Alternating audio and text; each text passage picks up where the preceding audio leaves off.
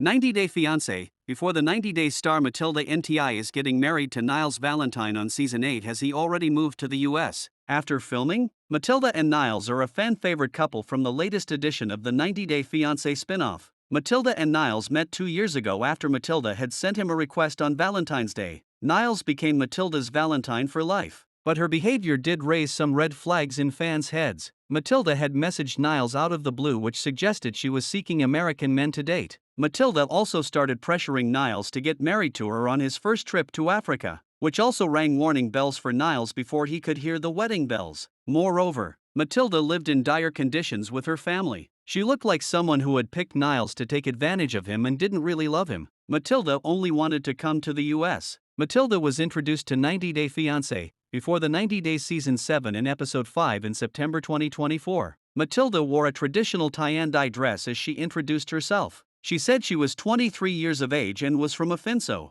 Ghana. Matilda lived in Afinso her whole life with her mom, 3 sisters, and 2 brothers. Matilda wanted to be a soldier when she was a little girl. Matilda told the viewers that if they came to Afinso they would see that the residents were very disciplined. Matilda added that she did not have a good job in Afinso. She made money by helping her mom. Matilda was selling plantains at the market. She called Afinso a boring place. Matilda explained that they did not have any clubs or any big restaurants. Matilda looked delighted as she told her producers that she wanted to move from Afinso to the US to start her future life there. She was confident that it was going to happen because she was going to marry her amazing American boyfriend Niles. Niles was fired just before he came to Ghana, and he didn't have a flow of income to support the two of them if they married, and Niles brought her to the US. Niles also had the bride price and the knocking and wedding ceremony costs to worry about as an unemployed man. However, Niles also didn't want to marry Matilda on his first ever trip to Ghana because his family didn't approve of her. It appears Niles' family had concerns about her cultural background and wondered if she was taking advantage of Niles due to his autism.